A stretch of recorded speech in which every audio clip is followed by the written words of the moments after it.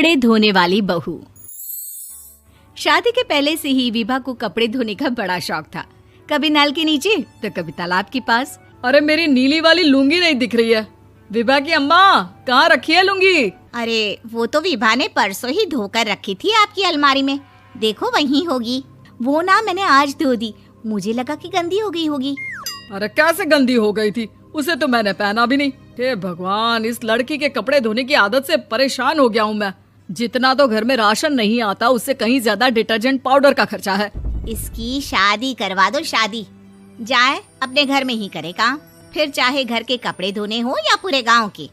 हाँ ठीक बोल रही हो, देखता हूँ मैं कोई लड़का। वो दिन भी आ जाता है जब विभा को देखने लड़के वाले आ जाते हैं। लड़की मुझे अच्छी लगी। होने वाली सास कहती है, बेटी अगर कुछ पूछना है तो पूछ लो। वैसे तो हमारी लड़की बहुत ही शर्मीली है, जो बोल दो वो मान लेती है, इसे क्या पूछना होगा। अरे कैसी बात कर रही हो माँ, मुझे इन लोगों के घर रहना है, सवाल तो कई है। हाँ हाँ बेटा, पूछ लो ना, क्या पूछना है। आप लोगों के घर कपड़े कौन धोता है? सास का मुंह बन जाता है। देखो, अगर तुम ये कहना चाहती हो कि तुम्हें कपड़े धोने नहीं आते तो सुन लो, कपड़े मैं ही धोती हूँ, लेकिन तुम्हारे आ जाने के बाद मैं रुमाल तक नहीं धोऊंगी। अरे चुप रहना भाग्यवान, बहू बेचारी घर आई नहीं, उसे डराना शुरू कर दिया। वो क्या है ना बिटिया, अभी तक तो ये कल्लू की माँ ही धोती थी, लेकिन अब तुम्हारे पापा तो दहेज में वॉशिंग मशीन देंगे ही। तभी विभा की माँ बोल पड़ती है, सवाल भी पूछा तो क्या। वैसे भाई साहब, मशीन की तो फिर भी कपड़े धोने की कैपेसिटी होती है। मतलब जो बिटिया दे रहे हैं ना विभा, इसे कपड़े धोने का बहुत शौक है। ये आप लोगों के क्या, आस पड़ोस गांव मोहल्ले सबके कपड़े धो दे और उफ तक ना करे। बाहर देखा नहीं आपने कितने कपड़े सूख रहे हैं? सब हमारी बिटिया ने ही तो धोए हैं। बस भी करो ना माँ, शर्म आ रही इतनी तारीफ सुनकर। और तो और एक दाग निकाल कर दिखाओ तो मान जाऊँ। हाँ अच्छा, माफ करना बेटा, मैंने गलत समझा।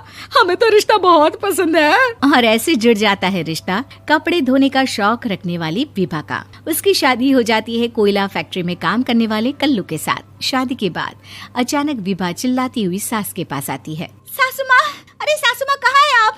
ये तो धोखा है, धोखा दिया आप लोगों ने मुझे। इसे ससुर के चक्कर के बारे में पता चल गया। अरे तो उसमें तुझे क्यों धोखा मिला है? अरे नल में पानी नहीं आता, कपड़े कैसे कब धुलेंगे? अच्छा, तू पानी नहीं आ रहा उसकी बात कर रही है। तो आपने क्या सोचा? कुछ नहीं। अच्छा, तेरी माँ ने कहा था कि कपड़े धोने का शौक है, तुझे याद आया मुझे। शौक बोलकर कपड़े धोने वाले मेरे जुनून को कम ना आके सासू माँ, कपड़ा धोना मेरा गुरूर है।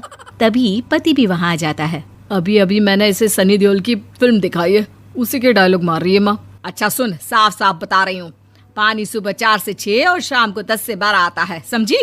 विभा टाइमिंग सुनकर हैरान हो जाती है। ये क्या भूतों का मोहल्ला है?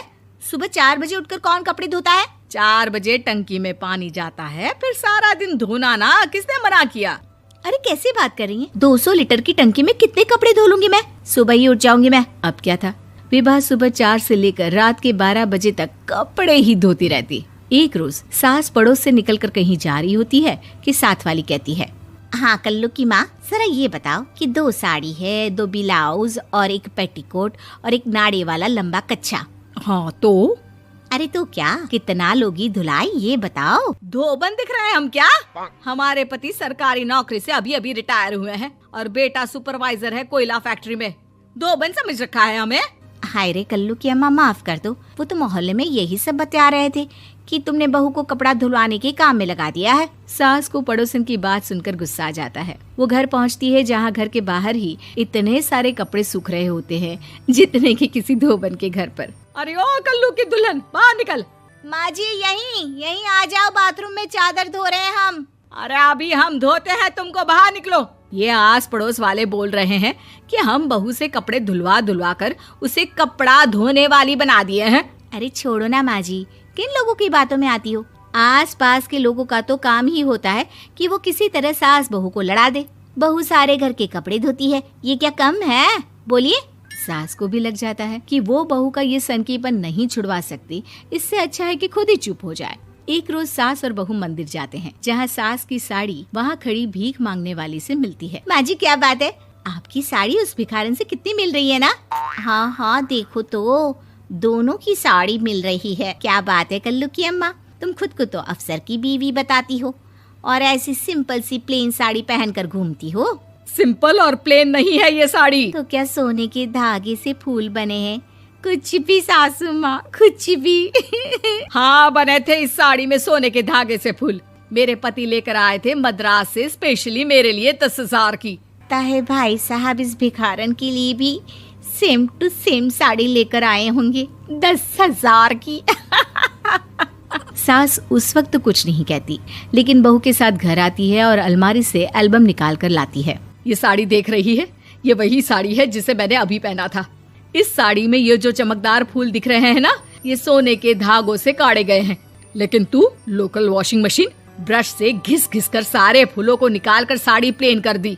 मुझे माफ कर दीजिए सासू माँ। और तो और, जब मैंने तुझे तेरी गलती के लिए कुछ नहीं कहा, लेकिन तूने तो सबके सामने मेरा मजाक ही बना दिया। क्यों? बहू को समझ में आ जाता है कि अब से उसका कपड़े धोना बंद।